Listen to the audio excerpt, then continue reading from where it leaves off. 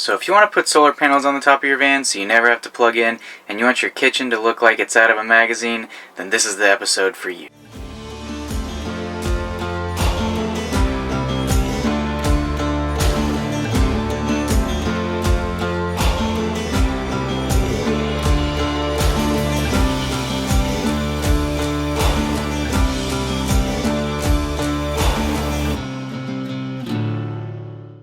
Hey everybody, welcome back to the channel. I'm sure you've noticed, but we're no longer going by Fur & Fam. We've done a complete rebrand. Lauren's been hard at work on the website, getting a new website up and going. We are now going by the name of Golden Adventures. We feel that name fits us better because our brand is pretty much centered around our van. So we felt that we needed to include that in the name, and really the Fur & Fam name kind of didn't go with the whole van life vibe that we were giving off. So we feel like Golden Adventures is a much more fun name. It fits our brand better, and it helps convey what we're about. Now that we've gotten that out of the way, this week's video is all about the solar panels that are on our roof up there and how they were installed, how they go on the roof. They mount to our Proline roof racks, which you saw in one of our previous episodes. We'll put the link to that if you want to check out how to mount the rails to the roof in order to mount the solar panels on them that we're going to show in this video. And we also dive into how we got this backsplash right here to look this way. And this is real tile. It's been across the country a couple times now. We've traveled over 20,000 miles in our van, and it's almost been a year, and everything has held up really well on our tile in our kitchen.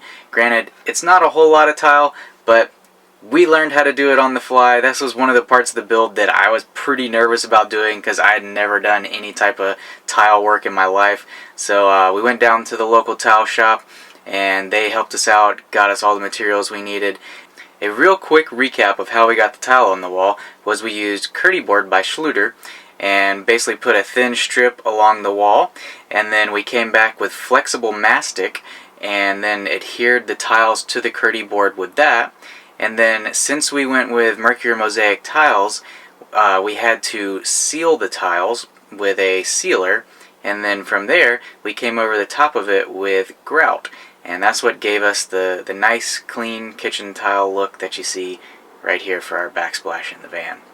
As far as our solar goes on the roof, we went with 600 watts of Renogy solar, and they're all 12 volt or around 12 volt range panels, and we wired them together in series, bolted them down to our Proline roof racks, and wired them up to our solar charge controller.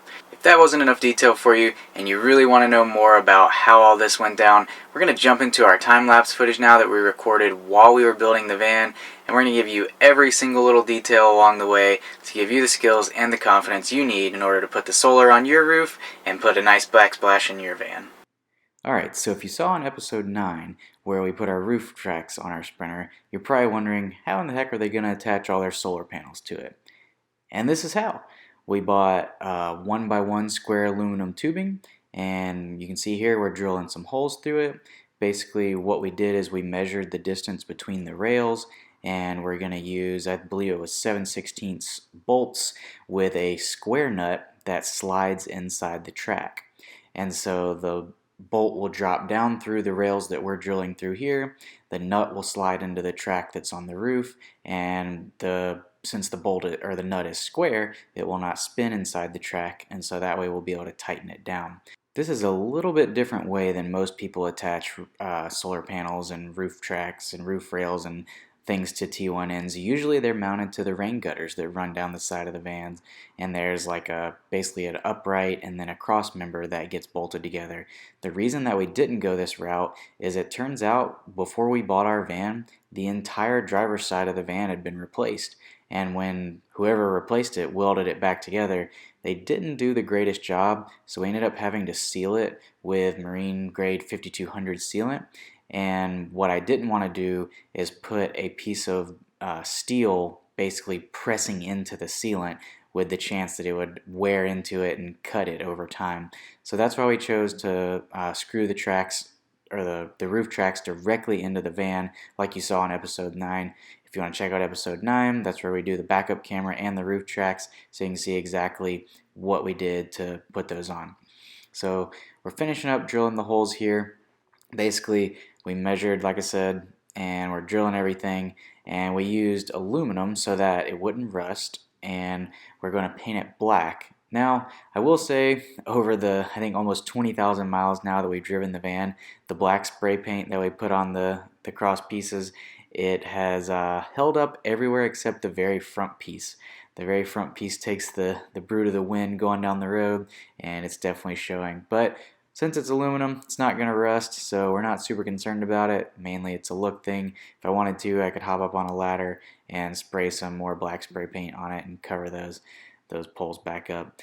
But basically here we're cleaning everything up, getting all the burrs out of the end, making everything look nice, because we cut it with a Sawzall, so that ended up making it a little bit jagged on the end. So we took the flapper disc there, cleaning it up. Now, in order to get the best chance of making the paint stick, we're wiping everything down with acetone, making sure we have good, clean aluminum to paint. But like I said, wasn't quite enough on those pieces that were taking a lot of wind hits. If we were to do it again, might be worth getting the aluminum powder coated. Another thing that we've run into with the roof rails is the ones that are mounted on the very front. The square nut, actually, when we tightened it down, it spread the rail out just a little bit. So about halfway to California, we heard like something rattling on the roof, and it took me a while. At first, I thought it was the Max Air fan, but I think after about 2 or 3 weeks of driving it, I was finally like, man, I gotta check whatever's on the roof. So I got up there and wiggled the roof track, and the very front one was almost completely loose. So basically, it was the solar panel rattling while it was going down the road. So I basically just took a pair of vice grips, clamped the track back together, and then tightened the square nut down again. And so now the square nut's firmly pinching the tracks down. So that seemed to be a pretty good fix for that. So here we're taking the painted roof rails, and now we are drilling the holes to mount the solar panels. So basically, each set of solar panels has, or each solar panel itself has 4 mounting holes. We utilized all 4 holes on each one and made it where we've got basically 3 sets of panels. So they're leaning up against the wall. You can see that's the first set, and we used 100-watt Renogy panels. These are the compact version in order to fit as many as we could on our van. Initially, I really wanted to use a single or maybe 2 LG 370-watt panels, but I just didn't have the roof with the way the AC and the fan laid out on the ceiling of the van. So these Renogy panels, it allowed us to get 600 watts of solar on the roof, and we ran 3 of them in series, and then another 3 in series, and then paralleled those 2 sets together. So you can see the wiring there. That's how you wire them in series, red to black, and that makes it where the voltage adds up and the current stays constant. And this allows you to run a smaller gauge wire. With 600 watts of panels, we really didn't want to have to run anything more than 10 gauge wire on the roof, so we did the 3 in series, and then those 2 sets in parallel to keep our current down. So we have a good bit of voltage going into our controller and not much current. So now I'm putting together the set that basically straddles our Max Air fan. And now they do hang off the sides of the van just a little bit more than I would like, but all in all, I mean, I think they look pretty good on the van, and it kind of fits. It's not wider than the van, it's just wider than the roof of the van because the van kind of gets narrower at the top. So it doesn't look bad, it's just not optimum. But that was what we had to do in order to make all 600 watts fit on the roof. And you're probably wondering, man, why do those people need 600 watts of solar? And the reason is we were trying to be able to run our AC and our hot water heater and basically our refrigerator and all of our lights. We had a pretty good size electrical load on the van, and we were pretty concerned about being able to stay cool in the summer. So we wanted to put as much solar on the roof as we could. If I could have put 900 watts at the time, I probably would. Now that we've used the van for almost 6 months, I don't think I'm going to add any more. I think 600 is pretty much gonna do us, because even during the winter when there's really not much sun, we get back to 100% pretty much every day, and that's with using the hot water heater and everything along with it. So here we're actually trimming out, and this is something that I ran into that I wasn't fully expecting on the panels, and that is I had to have a way to get to the bolt that basically holds the black aluminum rail down to the roof tracks.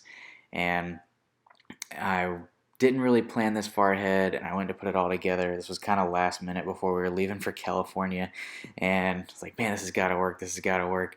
And fortunately, there was just enough room for me to get my hand in there with a wrench and basically get like a quarter turn on the bolt to lock it down to the roof track system.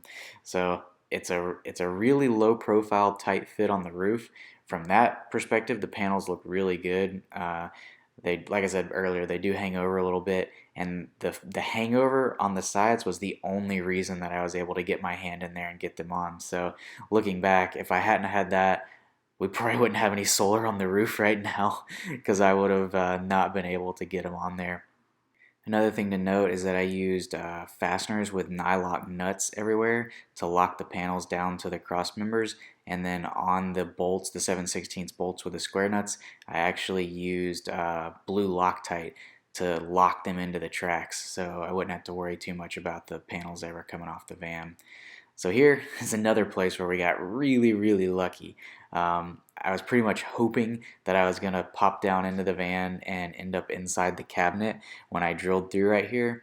And it worked out that the cable pass-throughs that we got from Blue Sea Systems, they fit perfectly between the rail and the raised dimple in the roof of the van.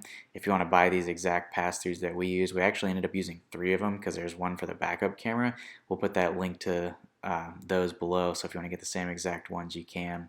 But we ended up popping through right on the inside of the face frame in the cabinet where all of our electrical panel is. So if you've watched the episode prior to this, I think episode 23, you've seen our full electrical panel and how it works in our cabinet.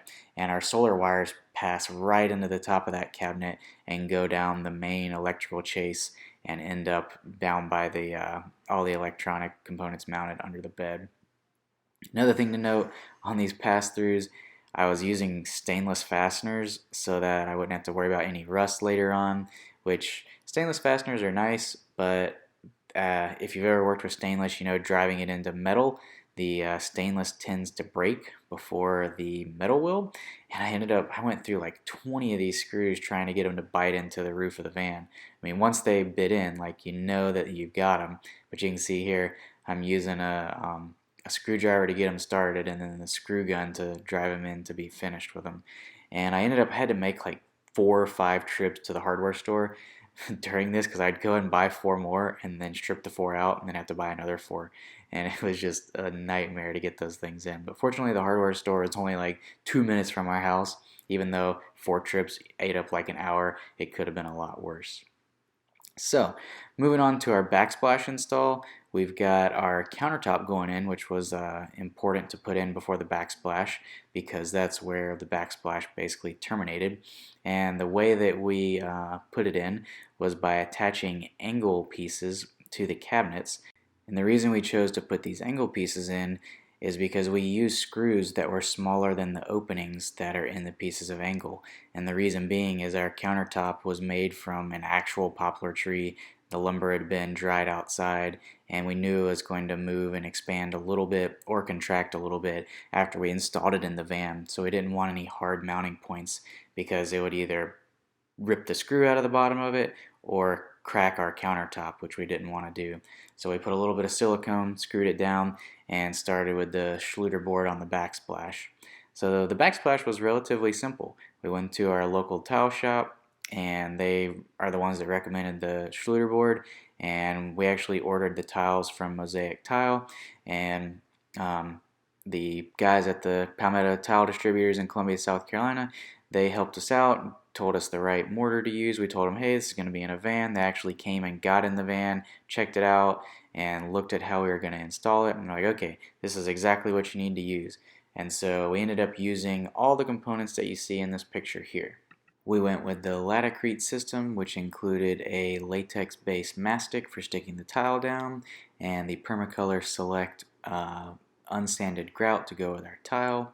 And another thing that you didn't see was the sealer that we used to seal the tile because the grout would have gone in the thin cracks in the glaze on the tile. So we had to seal the tile first. And we used StainGuard 5000 for that. So the first step that we did after mounting the hydroband board to the wall was to spread the mastic out and do the first layer of tile. And basically for that, you just have to get the foam backer board a little bit wet, and then you take the little trowel that has the indentions in it and spread it out. It's kind of like icing a cake in a sense. Basically you want to have nice deep grooves in the mastic as you place the tile, and kind of smush the tile into the mastic a little bit. And we also used little spacers that spaced out the tile, and basically they get hidden inside the grout once you grout over the tile. And so we did the flat section of the wall first, and then got to the corner, and fortunately for us, Lauren's dad had a tile saw, so big shout out to him for helping us out. We really appreciate it, and it would have been really difficult to try to break these tiles and not use a tile saw. So what he did is we measured the angle, and he ran the tiles through the saw, and I spread all the mastic out, and basically we just did it row by row like we did the first section, and try to get the angles as close as possible. The good thing about tile is that if you're not perfect on it, your grout joints will always cover up any differences that you have. Now that doesn't mean that it'll look perfect. There will be a difference in the size of the grout joint, but fortunately for us in this corner, the angle was it really wasn't that bad, and we actually got pretty close to it when we were measuring, and the saw cut a really nice clean cut on the tile, and we got all 3 layers of the tile to look really good in the corner. And so we were really fortunate there that everything worked out and the tile looked good in the corner. The mastic that we used required about a 2-day setup time. You can do it in about 24 hours, but we went ahead and waited the full 2 days before we did the grout. And basically we didn't drive the van at all while the mastic was setting up. We made sure that it didn't move out of the driveway because we didn't want any of the tiles to fall off the wall or crack or become disjointed or anything. So now what we're doing is basically chiseling out any places where the mastic was too heavy or kind of squished up between the cracks, and cleaning it all out. At this point we've already put the sealer on the tile, and what the sealer does is it basically, you guessed it, seals the tile and makes it where the grout won't get in the microscopic cracks that are in the glaze of the tile. And now this doesn't apply to every tile. The mosaic tiles that we used, they recommend that you do this, and it makes it where the grout joints aren't visible in the cracks of the tile because the tiles are hand glazed, so they're not perfect, and that's why you do that. So here we've mixed up our mortar and we're putting it in with the mortar tool, and it was really I was kind of nervous about this part, honestly. They tell you that you have to put this exact amount of water in and don't put too much water in, and when you start mixing that thing up with the drill mixer, you're looking at it like, man, this is like just literally sand in a bucket. How is this gonna go in between the tile? But I was really surprised. It went in between the tile and stuck in there like, I guess just like it was supposed to, and ended up working really, really well. But boy, when I started, I was thinking, man, this stuff needs more water. But followed the instructions, and everything came out looking really, really good on the tile. And we've been about 20,000 miles in our van so far. We've been across the country 3 times.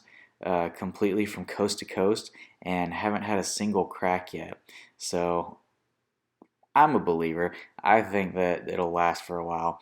Definitely not too concerned about the tile over time in the van. And even then, it is really just it's only 3 tiles tall. So if there was a problem, we could always take it down and replace it later. But so far, it's holding up pretty well. And so on the tile install, we waited about 2 hours to do the first cleaning of the grout, and this basically, you can see the water there taking off the grout off the top of the tiles, and it leaves the grout in between the tiles. You should have to make sure that you use a really clean sponge so you don't get any imperfections or any coloration from the sponge going into the tile grout. We used the permacolor grout, and you have to put a color in it, and we just used the solid white just to match the solid white that we used everywhere else in the van. This was the first time that we had installed any form of tile anywhere, and so I was really pretty nervous about doing this. I had no clue how to do it. So big shout out to the guys at Palmetto Tile in Columbia, South Carolina that kind of walked me through the steps, gave me all the instructions, and helped me out along the way. Definitely couldn't have done it without you guys. So in this portion, we're finishing up the top of the backsplash, and what we did is just used sanded plywood basically. So we're screwing in some furring strips into the side of the van. That way those are attached firmly, and we just used a nail gun to nail in the final section of the wall so that we had really small holes to fill with the DAP spackling. And after we put up the spackling, then we just painted it solid white to match the other walls in the van. And that was pretty much the end of the backsplash install. After we did the backsplash, we obviously finished up the shower, which if you're interested in that, you can check out our video that's dedicated to the shower itself. And then we put all the cabinet doors on, put the handles on, and finish up a lot of trim work after we installed the floors. For the floors, we just went with a simple vinyl plank hardwood look, and it's a waterproof click-together floor. Bought it at Lowe's, and it actually went together really smoothly. I put the whole entire floor in probably an hour. I was really surprised with how easily it all went together. And after the flooring, we did do a lot of trim work, and we also trimmed out around our window, and this is how we did it. Today we're finishing up the wall that goes around our window and basically making a framed out opening. So we've already made the frame that fits around the window. We've got our little corner gussets in that basically cover up the edges we had to cut out to make it fit in the window frame. If you look around the back, you can see how we had to trim out so that it basically fits into those round corners. So that's how we got around that, and then put in the angle blocks, 1 to give it more strength, and 2 to clean it up where you can't see those corners. So this is what it looks like basically before we gave it a coat of paint. And so now it's a painted white wall and everything's trimmed out. And the last little area that we put some finishing touches in was the garage. We made a sealed propane tank with a vent that opens up to the outside of the van so that if anything happens, it will vent to the outside of the van and not fill the van up with propane. We added our brisk heating blanket onto our Tesla battery module in order to keep it warm in the colder winter temperatures that we're going to be traveling in. And finally, we sealed the subfloor with a rubber backed carpet and put a nice piece of trim across the back to finish out the garage. This pretty much wraps up our entire van build series, so make sure you check out our van tour video. And if you want to see everything that went into this build, start back at episode 1 and watch it all the way through.